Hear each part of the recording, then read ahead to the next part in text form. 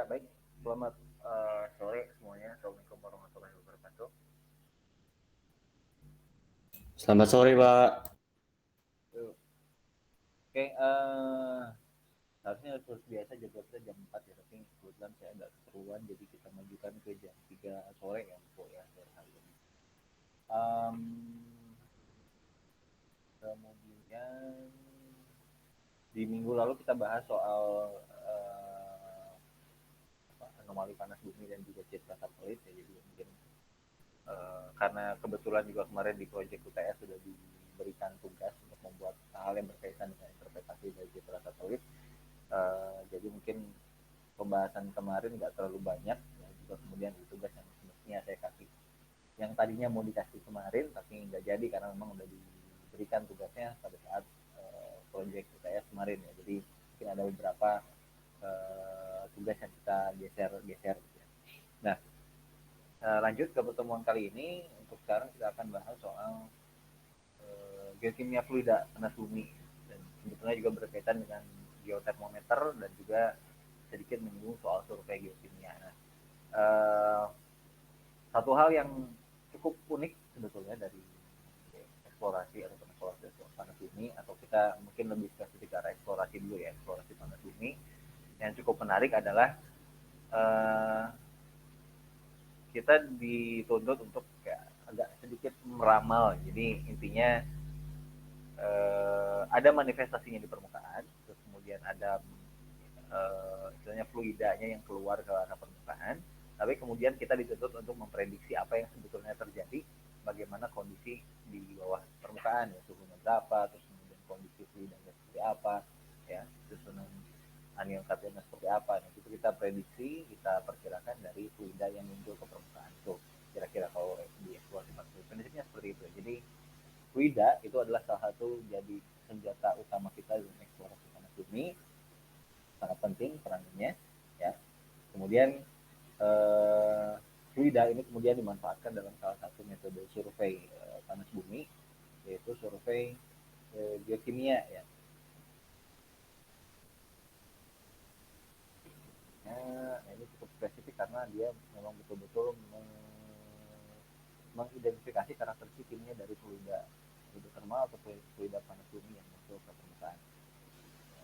Mungkin kalau sekarang mungkin agak sedikit ini ya, saya agak sedikit banyak bicara karena materinya memang banyak banyak apa penyampaian, banyak narasi, jadi mungkin mau dimaklumi.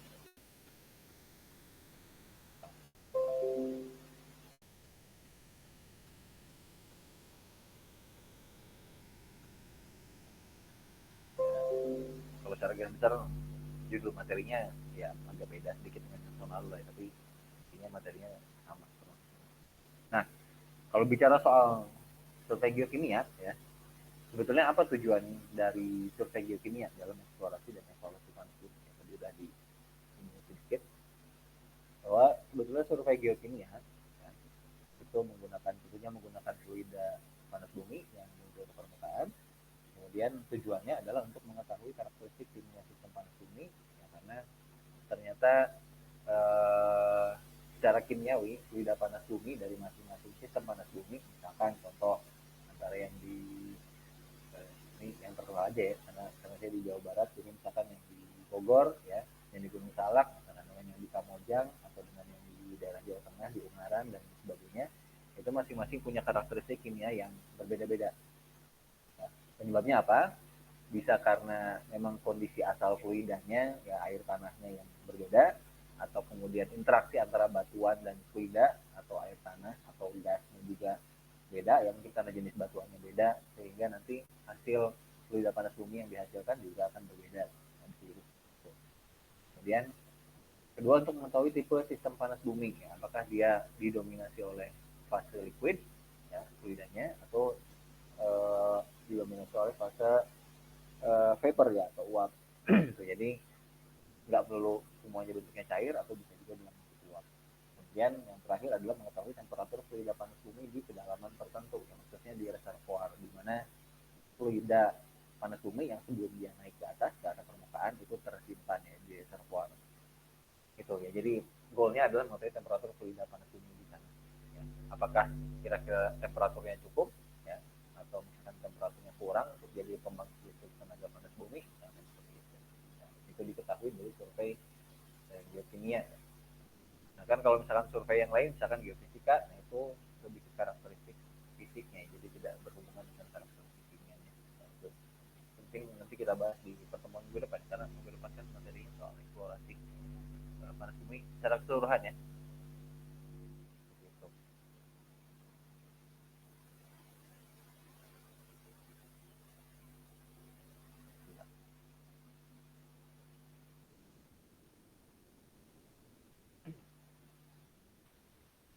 Nah, kemudian tadi sudah dijelaskan bahwa fluida panas bumi itu ternyata tipenya berbeda-beda ya. Jadi secara umum ada 3 tipe klasifikasi fluida panas bumi. Ya, yang ini pengistilahannya air ya, tapi sebetulnya bisa fluida juga, bisa bentuk uap. Tapi kalau di literatur memang kebanyakan nyebutnya water, misalnya chloride water, sulfate water gitu ya. Tapi sebetulnya bisa uap ataupun bisa uap ataupun cair, liquid ataupun water. Yang ada air klorida, terus kemudian ada air sulfat dan air bikarbonat. Secara umum ada 3.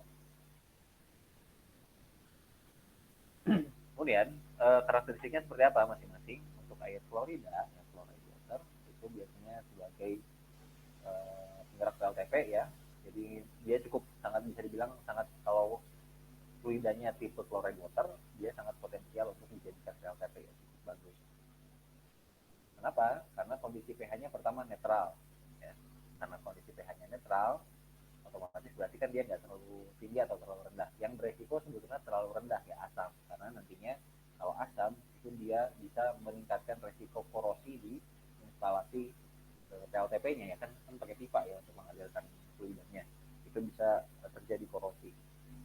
Nah, terus kemudian kationnya yang disebut di sini NaK, CaMg, kemudian ada anionnya, anion sulfat juga, tapi dia lebih rendah ya, kadar anion sulfatnya lebih rendah daripada air sulfat. Jadi Cl-nya yang lebih tinggi kalau di sini. Nah, kemudian ada acid sulfate water. Jadi karena acid ya, dia dari namanya aja kita tahu bahwa pH-nya cukup rendah ya, dikarenakan konsentrasi SO4-nya itu cukup tinggi, lebih dari 1000 ppm, kemudian konsentrasi Cl-nya itu rendah, bahkan sangat rendah ya. Nah, proses yang terjadi sebetulnya adalah proses pencampuran antara H2S dengan O2.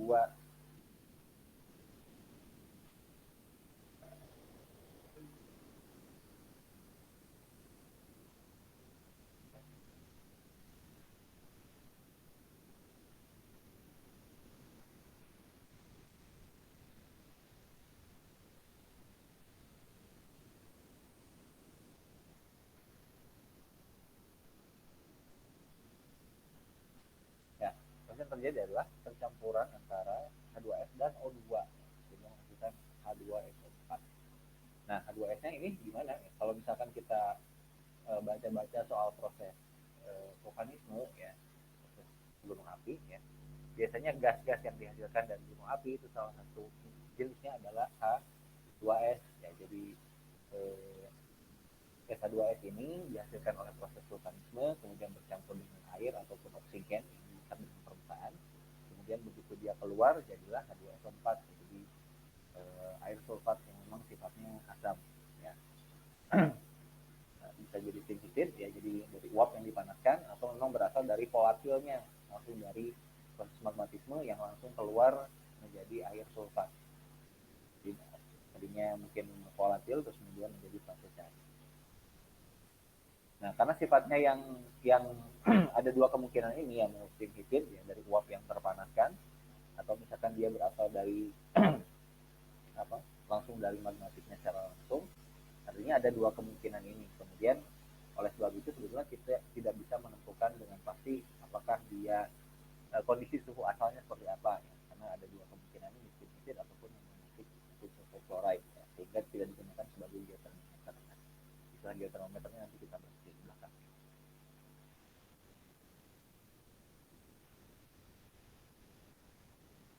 Oke, kemudian yang ketiga adalah air bikarbonat ya, bikarbonat water. Kalau misalkan tadi di depan kita lihat kan ada SO4, 2 min dan HCO3. min ya. Jadi dan Cl seperti ya. Jadi tiga anion utama ini adalah yang membentuk karakteristik fluidanya secara umum ya, mengklasifikasikan fluidanya jadi tiga jenis. Tergantung nanti mana senyawa atau mana anion yang paling dominan. Kalau keempatnya dominan berarti sulfat. Kalau Cl-nya dominan berarti chloride. Kalau HCO3-nya dominan berarti dia masuk di karbonat. Ini konsentrasi HCO3. Misalkan anion yang lain relatif lebih rendah ya. Anion utamanya yang Na dengan yang juga ada sama. Kemudian biasanya bikarbonat itu berasal dari air tanah di kedalaman yang dangkal. Jadi asalnya air tanah, kemudian terpanaskan, ya. Kemudian dia keluar sebagai manifestasi. Nah, dia muncul sebagai sifatnya itu sebagai air bikarbonat. Dan salah satu cirinya adalah dengan keberadaan mineral karbonat, kalsit atau sulfur terapaksin. Jadi karena konsentrasi bikarbonatnya cukup tinggi di dalam airnya, sehingga begitu dia keluar ya, sebagai manifestasi ke permukaan, si mineral mineral ion-ion ya, atau ion-ion atau atom-atom senyawa HCO3-nya, senyawa bikarbonatnya terpresipitasi, terdapkan ya, sehingga nantinya dia bisa membentuk mineral karbonat ya, kalsit ataupun bentuk pintar jadi pintar itu misalnya semacam mata air, punya mata air, tapi dia karena konsentrasi bikarbonat itu tinggi sehingga yang keluar air plus mineral karbonat ya, jadi seperti itu. Nah, seperti ini ya, ini salah satu bentuk dari di sebelah kiri ya, di sebelah kanan juga sama sih, bentuk dari travertin ya, travertin bikarbonat di Roseland Park Amerika Serikat. Di kita juga ada sebenarnya kalau nggak salah ya. Tapi mungkin dokumentasinya nggak banyak kalau di travertin. Atau misalkan di mana ya, kayak di Turki misalkan ya, tempat-tempat wisata di Turki ada juga yang seperti kalau nggak salah ya, saya pernah lihat fotonya juga ya, mirip seperti itulah ya.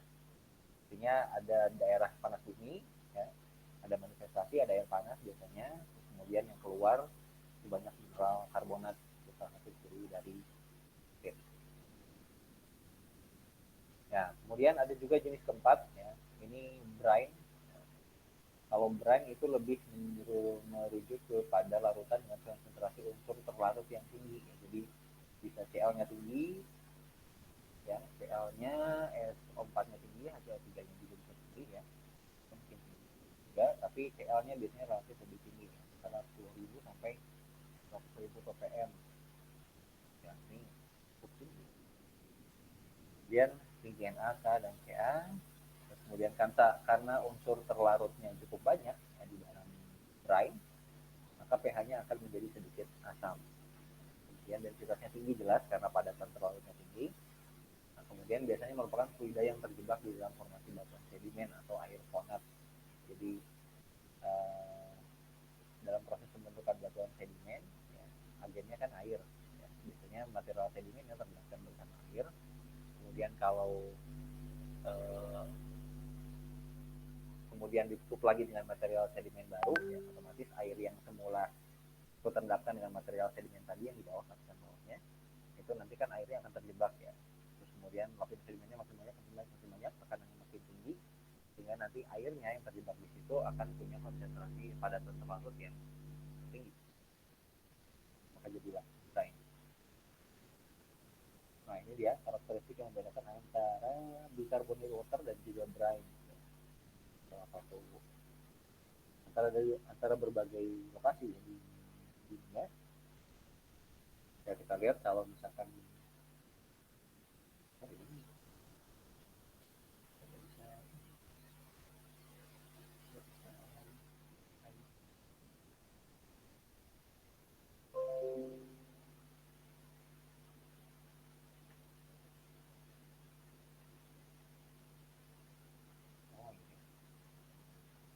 masih muncul ya, masih kelihatan ya. Nah, ini dari Werake, ini dari Obaki atau di mana, kemudian ini Seawater ya, air laut, Mountain Sea, air laut juga, kemudian ada sumber minyak di California. Mereka ada di karbonat dan juga brine. Kalau kita lihat pH-nya ya, dibandingkan bicarbonate water dengan brine, ya, 10-20 derajat itu dia bisa lebih rendah ya, 8. Terus kemudian nah kita lihat unsur konsentrasi unsurnya yang lain ya, Na, Ca, yang kita garis bawahi ya, Na, kemudian Cl, C4, C3 juga. Kita lihat Na-nya cuma 200, 300 sampai 10.000, 22.000, 13.000 itu jauh lebih tinggi dibandingkan ini. Cl-nya ya di sini cuma 2,7, di brine itu 18.000 ya, jauh, sangat jauh lebih tinggi. H4-nya juga lebih tinggi biasanya. HCO3-nya ini bisa tinggi, bisa rendah relatif soal. Tapi yang menjadi ciri utamanya biasanya Cl. Cl-nya sangat tinggi. Nah itu tadi soal brine. Tapi kalau misalkan kita melihat secara konseptual dari sistem panas bumi, jadi distribusi fluida hidrotermal kalau kita gambarkan dari secara tekstual tadi ya, kita gambarkan dalam bentuk gambar konsep ya. Kalau misalkan ini adalah sumber panasnya hot pluton ini ya, kemudian daerah yang dekat dengan sumber panas kita asumsikan sebagai daerah gunung api misalnya. Nah daerah yang dekat dengan gunung api akan menghasilkan fluida yang relatif punya sifat sulfat ya. Misalnya ada H2S kemudian campur dengan air tanah, kemudian keluarnya nanti bisa air sulfat ya, sulfat S gitu. Kemudian kalau misalkan daerah yang agak cukup jauh dari hot pluton ini dari sumber panas ya, dia bercampur misalkan dengan air tanah, begitu keluar dia akan menghasilkan jenis air bikarbonat ya, karena posisinya dia berada jauh dari sumber panas, kemudian konsentrasi H2S-nya juga otomatis semakin berkurang. Nah, makin dekat kan makin tinggi konsentrasinya, makin jauh konsentrasi makin rendah, sehingga nanti yang akan muncul lebih banyak akan konsentrasi sulfatnya menurun ya, kemudian relatif konsentrasi yang lain itu akan jadi lebih tinggi ya, sehingga kita akan ketemu air tipe bikarbonat. Kalau misalkan air Florida dia biasanya juga ada di daerah yang dekat dengan sumber panas ya. Cuma kalau misalkan konsentrasi H2S-nya itu lebih rendah.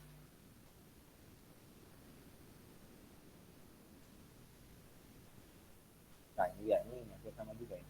Jadi kalau ini di Hotel Sistem Secara di Mereka di New Zealand. Kalau New Zealand dia tipenya itu lebih banyak CL ya, NaCl type. Jadi airnya lebih banyak klorida, tipe klorida, karena konsentrasi H2S-nya itu lebih rendah. Itu adalah klorida.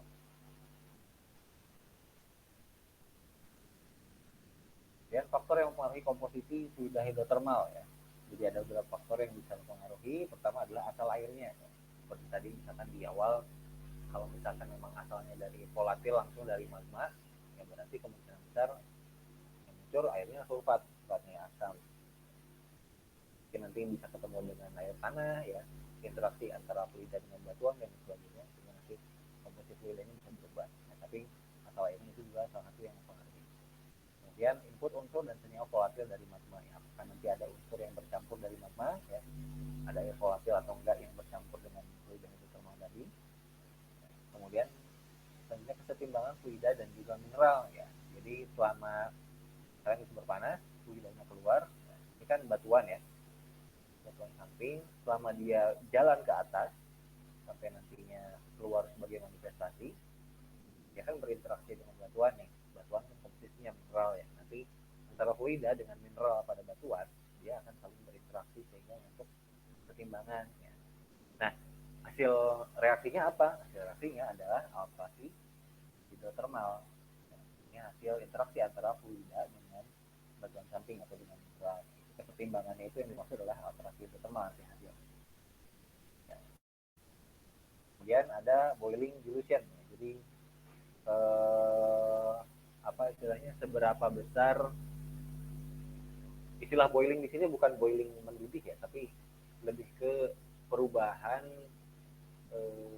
dari apa ya, dari fase cair ke fase uap, itu boiling. Itu pengertiannya di situ. Jadi, nah faktor penentunya itu bukan cuma masalah suhu, tapi juga tekanan. Jadi, tekanan dan suhu itu kan sangat penting. Jadi di tekanan yang lebih rendah biasanya kan di fisika gitu ya, pas dulu belajar fisika di sekolah dasar atau di SMP atau di SMA mungkin, kalau tekanan udaranya atau tekanannya lebih rendah biasanya kan proses pendidih airnya itu lebih cepat dibandingkan dengan tekanan tinggi gitu ya. Nah itu jadi perubahan tekanan juga bisa berpengaruh ke proses boiling ya, pendidikan airnya, perubahan fase dari cair ke uap itu berpengaruh juga. Sampai sini ada yang mau ditanyakan? Silakan.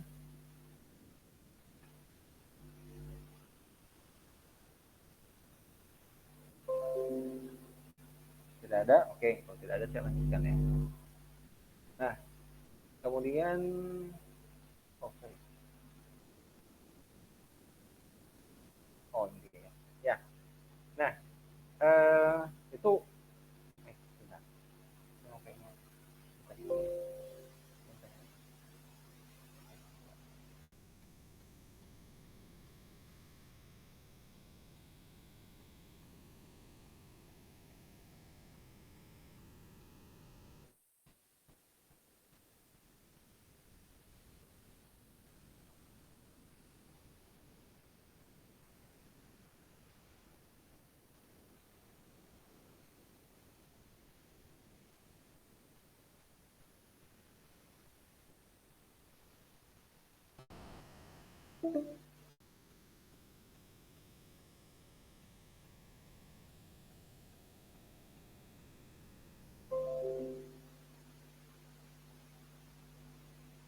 oke. Jadi yang kedua ya. Jadi tadi kita sudah bicara soal karakteristik fluida hidrotermalnya atau fluida panas buminya secara umum, kemudian faktor-faktor bentuknya apa saja, jenis-jenisnya apa, terus kemudian kira-kira secara konseptual munculnya di mana. Jadi kita bisa tarik kesimpulan bahwa sederhananya kalau misalkan airnya chloride atau sulfat, ya itu biasanya dekat dengan sumber panas, atau misalkan ya, biasa dekat dengan sumber panas, tapi kalau bikarbonat biasanya dia jauh dari sumber panas. Nah, pemahaman kita soal klasifikasi jenis fluidanya tadi juga bisa membantu kita dalam melakukan pemetaan ya, di daerah mana yang airnya bikarbonat, ya, daerah mana yang airnya sulfat, ya. Nanti bisa ditemukan kira-kira daerah mana yang potensial kita jadikan sebagai PLTP nantinya ya, untuk di eksploitasi. Ya, kemudian selanjutnya adalah geotermometer. Ini berkaitan dengan karakteristik geokimia fluidanya tadi juga. Jadi dari namanya ya, geo dan termometer.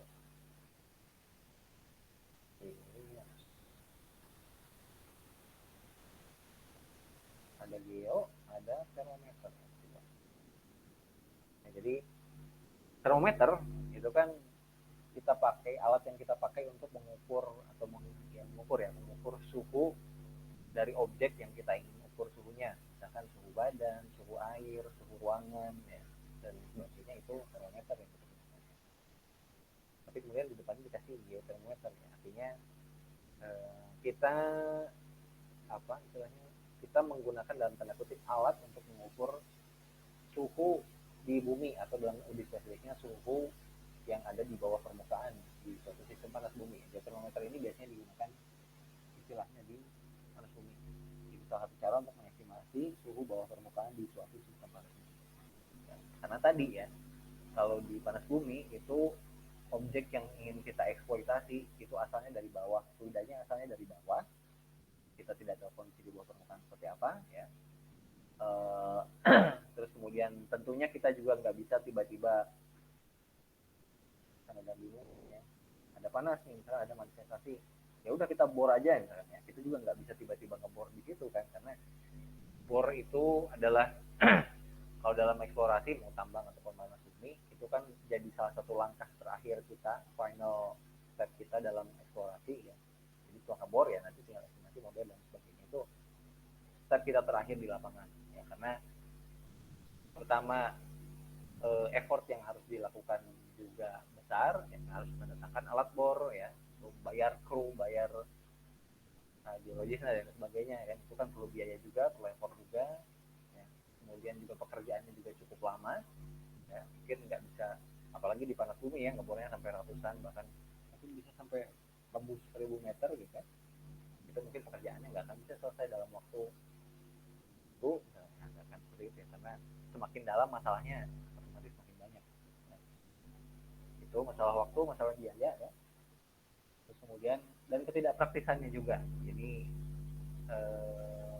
ya itu karena biayanya juga, effortnya juga besar ya, jadi memang tidak praktis kalau misalkan kita lakukan eksplorasi tiba-tiba langsung ngebor, itu kan. Nah, makanya dikembangkanlah berbagai macam metode untuk memudahkan kita dalam pendugaan awal kondisi bawah permukaan ya, salah satunya adalah geotermometer. Jadi ini adalah metode yang dikembangkan untuk mengestimasi, jadi bukan kondisi sebenarnya tapi untuk mengestimasi suhu di bawah permukaan karena keterbatasannya tadi ya. Jadi nggak bisa kita langsung bor, tapi kita punya manifestasi panas bumi, ya udah kita menggunakan fluida yang keluar di permukaan sebagai manifestasi untuk digunakan sebagai geotermometer untuk mengestimasi suhu di bawah permukaan. Nah, apa sebetulnya yang nantinya digunakan sebagai geotermometer ini kan? Fluida, tapi apanya dari fluida yang dipakainya? Jadi yang dipakai adalah konsentrasi dari unsur tertentu di fluida atau di fluida panas bumi ya, di manifestasinya di air ataupun zat, konsentrasi dari unsur tersebut. Nah, dari konsentrasi unsur-unsur tertentu ini kita bisa mengestimasi kondisi bawah permukaannya seperti apa. Unsur-unsurnya tadi dikenal sebagai unsur kimia geotermometer. Cuma beberapa unsur aja spesifik yang bisa digunakan. Kemudian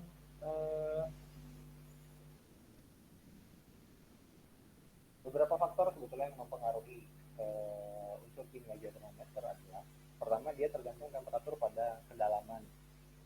Jadi maksudnya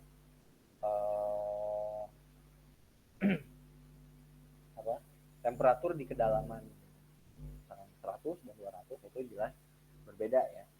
Berbeda karena ada efek efek Duriel, efek pemandangan. Jadi semakin ke dalam itu kita akan menemukan suhu yang lebih tinggi dibandingkan dengan suhu permukaan. Makin dalam makin tinggi, makin panas di dalam. Kejadian geotermal ya. Jadi makin ke dalam makin panas. Terus kemudian masalah kesetimbangan fluida dan juga mineral. Nah, otomatis gini kan, jadi kan tadi diceritakan bahwa fluida yang naik dari reservoir ke arah permukaan itu kan pasti berinteraksi dengan batuan samping ya, pasti dengan mineral pada batuan. Nah, hasilnya adalah alterasi hidrotermal. Nah, jadi dalam geotermometer ini ya, penentuan suhu di bawah permukaan itu kita menggunakan beberapa asumsi soal kesetimbangan fluida dan mineral. Jadi meskipun sebetulnya hasil interaksi antara fluida dan juga mineral itu kadang kita juga tidak bisa menentukan secara pasti ya, karena banyak faktor juga yang menentukan prosesnya ya, makanya kita akan menggunakan asumsi dalam hal ini. Jadi diasumsikan ya soal kesetimbangan fluida dan mineral, jadi diasumsikan proses interaksi antara fluida dan juga mineral itu berlangsung secara teoritis ya, sesuai dengan yang dirumuskan ya, dirumuskan secara teoritis. Jadi tidak ada penyimpangan di luar teori-teori keseimbangan tersebut ya. Jadi asumsi-asumsi yang dipakai itu adalah fluida dan mineral memiliki keseimbangan di bawah permukaan ya. Jadi kondisinya adalah ideal, kita anggap kondisinya ideal di bawah permukaan ya, setimbang. Kemudian temperatur mempengaruhi reaksi jelas karena ada perbedaan suhu dan juga tekanan. Kemudian fluida jenuh karena memiliki suplai fase padatan yang cukup. Jadi kita anggap manifestasi yang keluar permukaan fluidanya itu punya fase padatan atau padatan terlarut yang cukup, kita anggap cukup. Kemudian proses keseimbangan kembali dianggap tidak berpengaruh. Jadi proses jalannya fluida, bergeraknya fluida dari reservoir ke arah permukaan itu kan cukup kompleks sebetulnya. Jadi mungkin saja misalnya dia tadinya di jalan ya, di jalan panas ini, jadi mungkin di titik ini dia sudah setimbang gitu ya, tapi kemudian karena ada proses selanjutnya misalkan karena ada suplai panas lagi sehingga nantinya dia akan misalnya berubah fase lagi atau secara kimia menjadi tidak setimbang, sehingga nanti di titik tertentu dia baru setimbang lagi gitu ya. Jadi ada dua kali proses keseimbangan kimia dalam perjalanan dia sampai ke permukaan. Nah, di metode geotermometer itu kita anggap kesetimbangan kembalinya tidak berpengaruh. Jadi kita anggap dia pas begitu nyampe ke permukaan, ya, dia dalam kondisi seimbang. Jadi kita tidak memperhitungkan kondisi-kondisi lain di bawah permukaan. Ya. Dia minimal tidak terjadi percampuran air panas dan air dingin. Ya. Itu asumsi-asumsi yang dipakai. Nah, kenapa kita menggunakan asumsi? Karena memang proses yang terjadi di bawah permukaan, apalagi kita melihat fluida hidrotermal itu sifatnya dinamis, bergerak, dia akan bergerak, objeknya bergerak. Jadi beda dengan bahan galian mineral, batuan atau batu bara, dia kan objeknya nggak bergerak ya. Jadi sangat mudah kita misalkan melakukan estimasi sumber daya, memprediksi kedalamannya sampai berapa, gitu. Itu relatif lebih mudah dibandingkan dengan estimasi fluida yang sifatnya dinamis. Jadi kita perlu menerapkan beberapa asumsi supaya memudahkan kita dalam estimasi suhu di bawah permukaan ya, dalam hal kan geotermometer. Gitu. Ya. Jadi tetap kita menerapkan asumsi-asumsi tertentu. Apakah nanti hasilnya akan meleset? Kalau misalkan dibilang dengan kondisi real, mungkin iya, mungkin akan meleset ya, karena memang kita pakai asumsi. Tapi itulah effort mungkin maksimal yang bisa kita gunakan untuk mengestimasi suatu benda yang dinamis, dalam hal ini fluida hidrotermal, ya berarti kita harus gunakan asumsi, karena kalau kita menggunakan semua parameter yang sangat kompleks, nanti kita akan cukup kesulitan dalam melakukan estimasi atau perhitungan. Nah, terus kemudian air yang digunakan itu biasanya air klorida, seperti digunakan untuk geotermometer. Tidak dengan lain halnya dengan air sulfat, itu dianggap tidak cocok untuk geotermometer karena cenderung melarutkan batuan samping. Jadi sifatnya kan asam. Jadi karena asam dia cenderung lebih mudah bereaksi atau melarutkan batuan samping atau mineral-mineral di batuan samping, sehingga akan sangat mungkin terjadi kemungkinan besar, bahkan ya peluangnya sangat besar sekali untuk terjadi percampuran antara fluida dengan batuan samping atau dengan mineral di batuan samping. Hanya air yang digunakan biasanya air klorida, karena sifatnya kan dia relatif netral ya. Nah, kemudian untuk menentukan geotermometer ya kita perlu istilahnya mengklasifikasikan dulu atau menganalisis dulu kation mana dan anion mana yang dominan di fluida yang kita punya geotermometer tadi. Jadi ada beberapa metode untuk menggambarkannya. Ada pertama ada Swiss diagram. Jadi intinya dia cuma menggambarkan secara simpel komparasi antara beberapa kation utama dan beberapa anion utama. Ada NaK, Ca, dan Mg, ada Cl, H3, dan SO4. Jadi nanti dilihat, ini kan konsentrasinya di sini ya, dalam mol ekuivalen per liter, ini anion, ini kation, kemudian lihat mana yang paling dominan. Nah, syaratnya tadi kan kita ingin mendapatkan air klorida ya untuk geotermometer, berarti nanti kondisinya di titik Cl ini dia harus agak lebih ke sebelah kanan, karena kan konsentrasinya lebih tinggi dibandingkan dengan yang lainnya. Kalau ini kan SO4 nih tinggi, jadi air sulfat mungkin ya, tidak bisa kita gunakan sebagai contoh. Ini contoh aja ya, ini juga berlaku untuk yang lain-lain juga ya. Jadi makin ke kanan ya, untuk anion makin besar konsentrasinya, untuk kation makin ke kiri makin besar konsentrasinya. Nah, kemudian selanjutnya adalah plotting di diagram Piper ya, atau trilinear Piper. Jadi diagram Piper ini sebetulnya sama kayak tadi yang menggambarkan konsentrasinya, cuma nanti kita punya segitiga, ada segitiga ini, segitiga kation, ada segitiga anion, ada dua kation, segitiga anion. Kita nanti plot di diagram trilinear ini posisinya di mana titiknya sesuai karakteristik fluidanya ya. Terus kemudian nanti kita tarik garis lagi ya, di plot lagi ke bagian ini yang belah ketupat. Belah ketupat ini sehingga kita dapat titik pertemuannya, perpotongannya di mana, nanti kita bisa tentukan dia termasuk jenis air apa ya. Kalau misalkan dia cenderungnya ke sebelah kanan ya, kemudian dia kemungkinan besar termasuk ke dalam air bikarbonat ya. Kalau misalkan sebelah kiri ya, sebelah kiri tapi misalkan sulfatnya tinggi berarti air sulfat. Kalau sebelah kiri tapi fluoride-nya tinggi, fluoride tinggi berarti air klorida.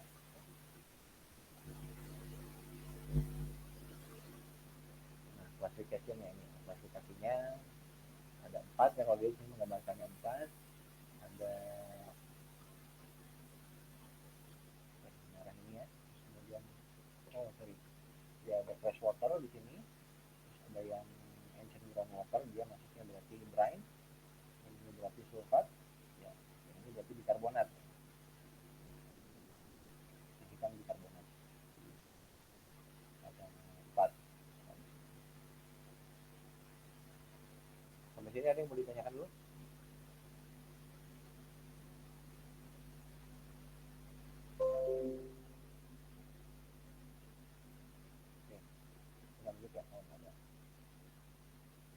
Nah, kemudian kita baru masuk ke metode geotermometernya. Jadi ada beberapa metode geotermometer yang digunakan, yang biasa digunakan. Yang pertama ada geotermometer silika. Ya, jadi dari namanya, metode ini menggunakan konsentrasi silika untuk dijadikan sebagai dasar geotermometer. Jadi kira-kira silikanya itu jelas pasti ada di fluida hidrotermal ya, cuma nanti konsentrasinya berapa banyak itu tergantung yang nanti silikanya tadi tinggi atau rendah digunakan di metode geotermometer. Tapi sebetulnya ada pengecualian. Di metode ini dia digunakan pada sistem panas bumi dengan temperatur yang tinggi, lebih dari 225 derajat. Karena pada kondisi tersebut ya, kuarsa atau silika di fluida itu dapat mengendap akibat pendinginan perlahan, sehingga nantinya kita akan defisien ya. Jadi silikanya itu akan sangat berkurang di fluida yang kita peroleh di investasi. Jadi agak kurang valid kalau misalkan kita gunakan sistem yang temperatur tinggi. Nah, tapi kan kita belum tahu ini ya, belum tahu temperaturnya. Nah, gimana caranya kita tahu temperaturnya tinggi atau enggak? Ya, berarti kita hitung dulu ya, karena kita punya geotermal seperti apa, punya konsentrasi silika yang kita hitung dulu. Kemudian kita bandingkan dengan metode yang lain sehingga kita bisa memperkirakan kira-kira hasil perhitungan kita ini valid atau enggak berdasarkan hasil yang kita peroleh. Itu. Kemudian ada geotermometer Na dan K. Ini biasanya yang cukup banyak dilakukan ya. Dapat diterapkan di reservoir air fluida dengan suhu lebih dari 180 derajat Celcius. Satu keunggulannya tidak terpengaruh oleh dilution ataupun steam loss ya, karena Na dan K itu cenderung mobile dan dia tidak mudah bereaksi dengan batuan samping ataupun mineral di batuan samping selama proses pergerakan fluida dari reservoir ke permukaan. Kemudian kurang baik di suhu yang rendah ya, kurang dari 100 derajat Celcius, karena pada suhu tersebut Ca-nya itu cenderung mengendap ya, lebih mudah mengendap, sehingga kalau di permukaan mungkin jadi travertin ya, jadi mineral karbonat tadi. Kemudian ini rumusnya ya, Fourier ada yang dijebak sama sebetulnya, cuma beda orang yang menerapkan rumus empirisnya aja. Kemudian ada geotermometer NaK dan Ca di konsentrasi Ca tinggi. Nah, ini untuk apa? Jadi kalau misalkan kita ketemu manifestasi travertin, berarti Ca-nya di sana ciri-cirinya, kita bisa pakai metode ini AK dan Ca. Artinya dengan rasio akar Ca dibandingkan Na-nya kurang lebih dari 1. Kemudian nah ini ya, jadi sampai mengalami boiling dan dilution, karena tadi ya Ca-nya keluar dari larutan dan terendapkan sebagai travertin, sehingga nanti kemungkinannya CO2-nya juga lepas ya, menjadi lebih rendah, dan mungkin suhu fluidanya akan jadi lebih tinggi.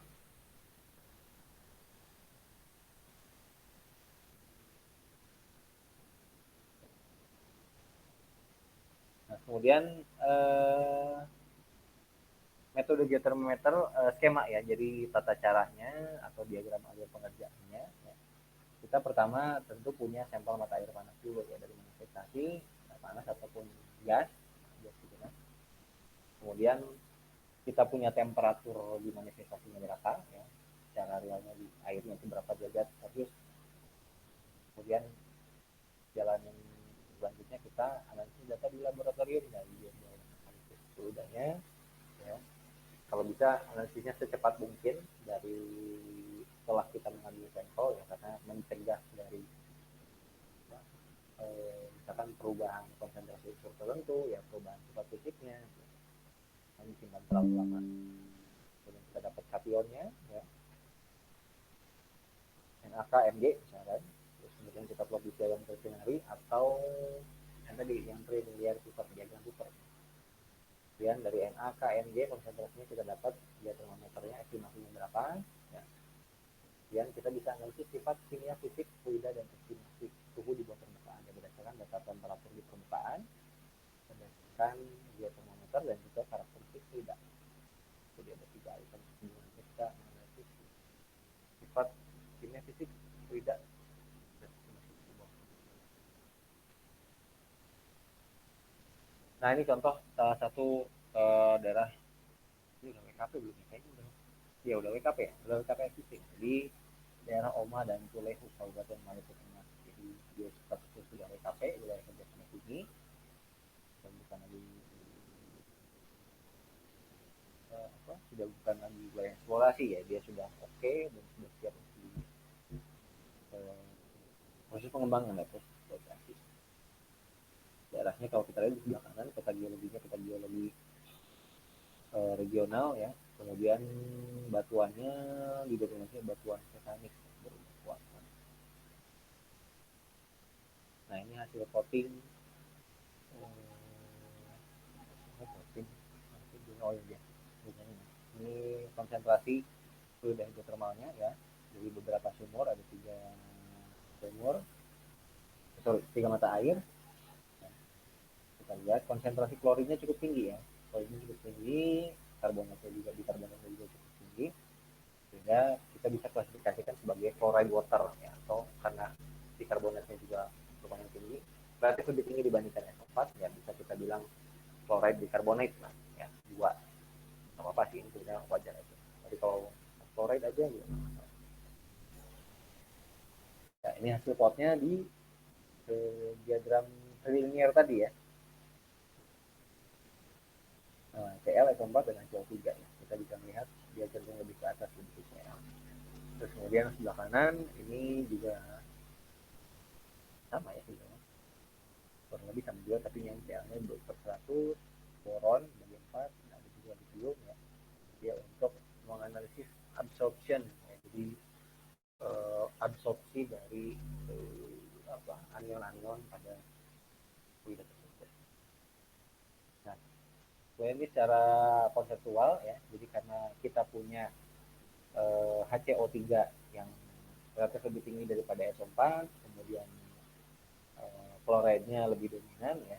Jadi kemungkinan besar daerah yang kita punya itu kemungkinan bukan di sini ya. Kalau di sini kan SO4-nya tinggi biasanya. Kalau di sana sini sumber panas, tapi bikarbonatnya mulai meningkat ya, tapi CL-nya juga masih banyak ya, berarti mungkin dia ada di daerah peralihan ya, jadi antara outflow itu berarti aliran yang lateral keluar, ada juga upflow. Kalau upflow itu berarti yang ke atas ya, dia biasanya sulfat. Kalau outflow biasanya karbonat ya.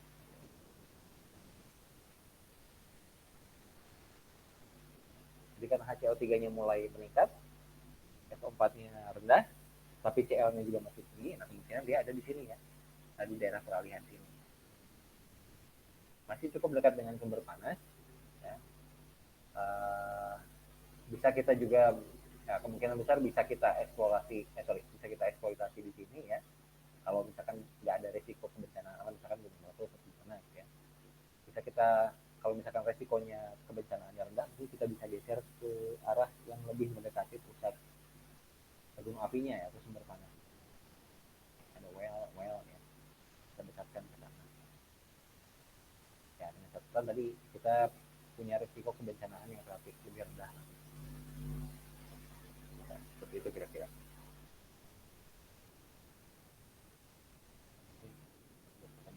Nah ini yang geotermometer ya, geotermometernya yang tadi Jadi berdasarkan perhitungan geotermometer kita punya geotermometer SO2 sekian, NaK sekian, ya, NaK Ca-nya sekian. Jadi kalau misalkan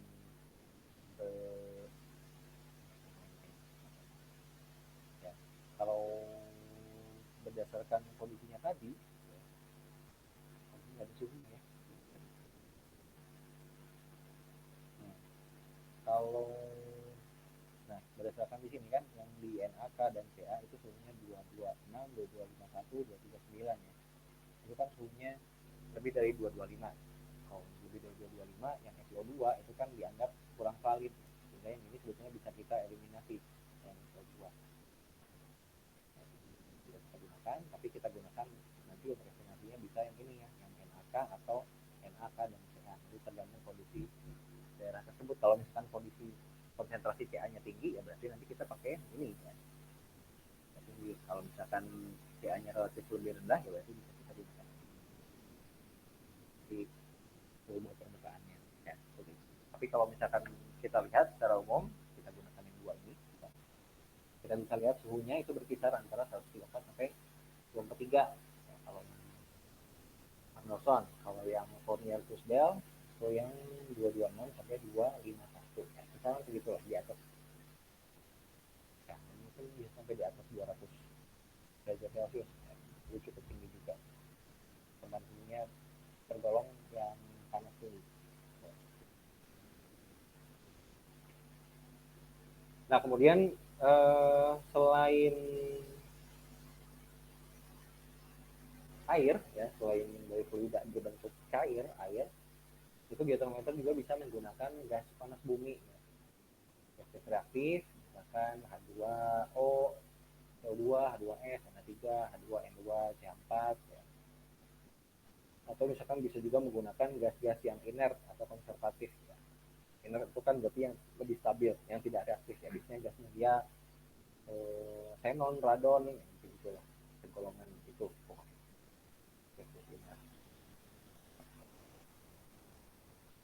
Nah, jadi baik digunakan di perhitungan temperatur dari data manifestasi berupa gas. Jadi tidak semua manifestasi itu bisa berupa air ya, kadang bisa berupa gas juga dan mungkin cuma gas. Ya, berarti kan itu satu-satunya yang bisa kita sampel dari Kumaro ataupun Solvatara. Ya. Kemudian data yang digunakan adalah campak, CO2, H2 dan tekanan atau pressure CO2. Jadi geotermometer yang digunakan adalah geotermometer CO2 ya, yang kita tergantung CA-nya juga ya, jika CA-nya tinggi maka rumusnya ini, jika CA-nya rendah maka rumusnya nomor 4.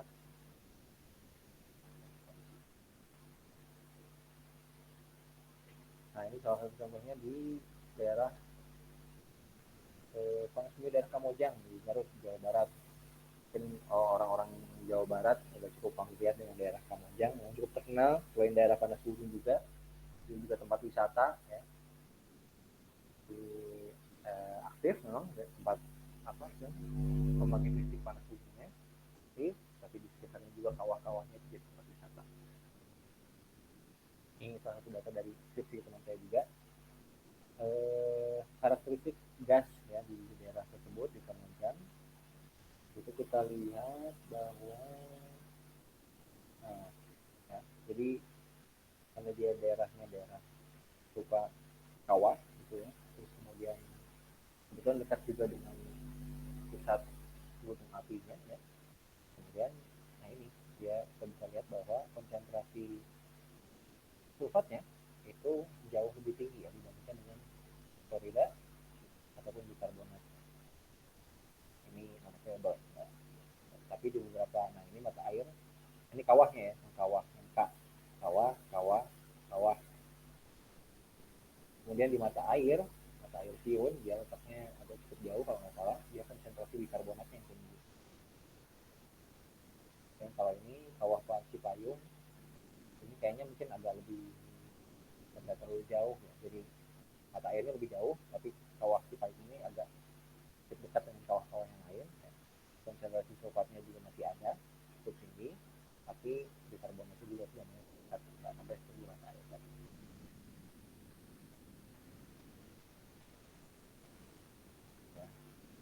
bedanya kita lihat ya. Jadi ada yang lebih condong ke sini, ke bikarbonat, ada yang sulfat. Ini kopinya. Tahu ini apa? Equilibrium keseimbangan. Kemudian ini konsentrasinya berdasarkan fluoride, boron, dan juga Cl. Cl, BFB. Ini sama, ya. Tapi dengan lithium dan juga boron dia menghasilkan jenis batuan asal. Jadi tiga ini dia berinteraksi dengan batuan jenis pasif. Itu kita ketahui juga dari. Kalau di sini dia berinteraksi dengan batuan ultramafik ya, ultramafik. Juga ada mungkin ke arah batuan loko, granit, basalt. Tapi ini tetap nggak bisa dijadikan patokan karena bisa dijadikan estimasi awal, pendugaan awal, tapi bukan kalau ketika harus seperti ini ya. Jadi mungkin aja kan ada penyimpangan yang proses pergerakan fluidanya, gasnya dari reservoir ke permukaan. Jadi konsentrasi unsurnya bisa sedikit. Nah ini contoh dari geotermometer gasnya ya, penentuan suhu dari gas tadi. Ya. Kita bisa melihat suhunya berdasarkan suhu gas dari basa itu kayu ini 29. Ini dengan metode dan kurang dari 500 derajat. 500 ppm ya. Yang juga sama ini pakai geotermometer CO2. Ya. Ini kan geotermometer H2S, CL. Ini geotermometer CO2. Jadi kisarannya sekitar 229 sampai 246. Ya. Nah, jadi ini adalah suhu prediksi atau estimasi suhu di bawah permukaan di reservoir ya. Di reservoir itu berarti diperkirakan suhu sekian, lebih dari 200 derajat.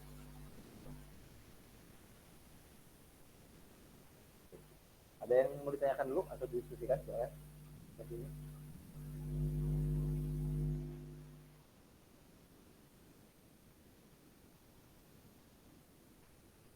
Sudah ada? Belum ada, Pak. Oke. Saya tahu ini sebetulnya agak memusingkan juga ya, karena irisannya mungkin nggak terlalu banyak antara tambang dengan panas bumi. Beberapa aja mungkin irisan. Jadi paling nggak kita perlu mempelajari ini karena jadi kalau konsep kita di energi, tambang kan sebetulnya beririsan dengan energi ya, misalnya energi. Jadi karena kita juga concern dengan sumber-sumber energi, terutama di baru dan terbarukan, jadi perlu kita pelajari punya gimana ini. Karena pemanfaatannya itu bisa macam-macam ya, bisa untuk banyak hal, tapi mungkin penggunaan primernya untuk sekarang itu adalah untuk tenaga listrik ya. Tenaga listrik ini nanti mungkin dengan pengembangannya bisa jadi kendaraan listrik, ya. Jadi alat berat yang pakai listrik kan ada juga. Jadi kita perlu sedikit belajar juga soal hal ini. Gitu. Oke, kalau tidak ada kita cukupkan, tapi sebelum itu ada tugas dulu yang perlu dikerjakan untuk minggu depan ya. Karena minggu depan itu pembahasannya soal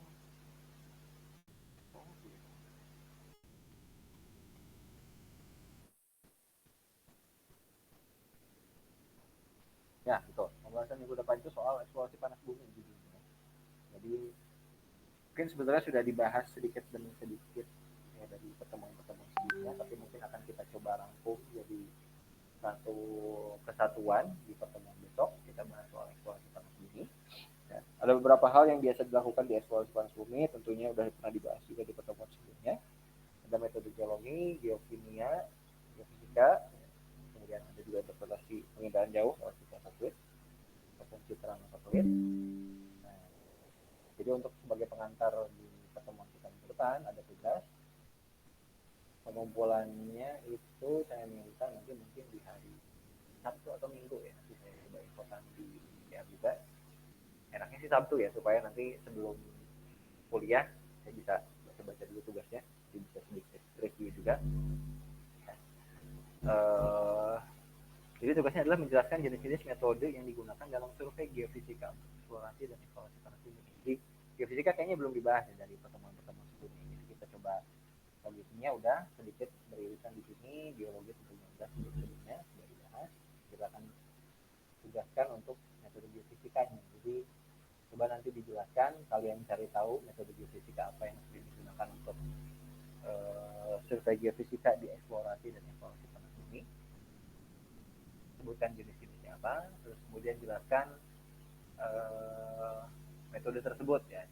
Penjelasannya itu paling tidak berisi apa istilahnya definisinya secara umum, terus kemudian prinsip kerjanya, terus kemudian apa atau anomali apa yang nanti diperoleh dari metode geofisika tersebut. Gitu. Ya, saya minta nanti tugasnya di tulis tangan ya. Nanti rincinya saya infokan di GCR. Ya, cepatnya mungkin malam ini nanti saya coba informasikan di sini. Itu barangkali ada yang mau ditanyakan soal tugas? Ya.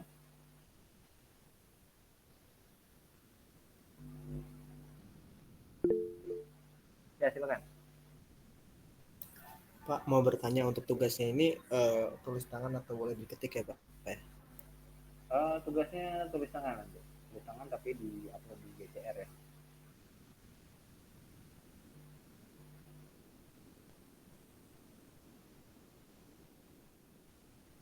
Oke, ada lagi?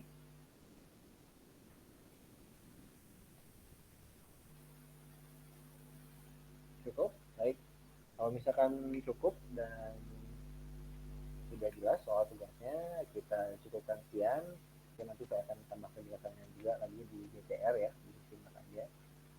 Nah, kalau misalkan ada yang perlu ditanyakan soal tugas atau misalkan soal materi, saya silakan untuk bertanya ya. Saya open, mudah-mudahan kita bisa jawab, kita bisa diskusi dan menemukan jawaban yang tepat untuk kalau misalkan kita diskusi. Itu barangkali saya cukupkan sekian. Kita ketemu lagi di pertemuan minggu depan. Mudah-mudahan sesuai dengan waktunya. Minggu depan bukannya ini ya? Udah, libur lebaran kalian mulai tanggal berapa ya? Dari tanggal ini Pak, tanggal 5 nanti online, seterusnya sampai tanggal 18 Pak. Seterusnya sampai tanggal 18. Tapi tanggal 8 masih Uh, ya? Kalau saya yang jadwal Pak Edo sih masih masuk tanggal 8. Kayaknya libur deh Pak. Coba nanti saya konfirmasi ke Pak Edo ya. Soalnya kalau cuti bersama kan mulainya dari tanggal 8. Masih nanti kan ya meskipun kalian nggak cuti tapi orang-orang kampus pasti cuti kan gitu, dan otomatis kegiatan akademik juga paling nggak kalau cuti bersama itu diliburkan. Ini saya coba tanya Pak Edo. Oke, paling itu mungkin nanti saya coba konfirmasi Pak Edo soal tanggalnya. Nanti tanggal pengumpulan tugasnya berarti menyesuaikan ya dengan tanggal kita kuliah. Kalau misalkan memang mendesak atau misalkan pertemuannya mepet nih karena besok kan setelah kuliah ada tugas mini proyek dan sebagainya, ada ekskursi juga rencananya. Kalau misalnya mepet, mungkin kuliah yang minggu depan kita geser ke minggu ini, so, ya, supaya nantinya timelinenya sesuai dengan direncanakan. Itu barangkali nanti saya coba infokan secepatnya di gitu. Mungkin nanti lewat ketua kelasnya, lewat Erik. Ya, terima kasih untuk pertemuan hari ini. Kita ketemu lagi di pertemuan selanjutnya. Assalamualaikum warahmatullahi wabarakatuh.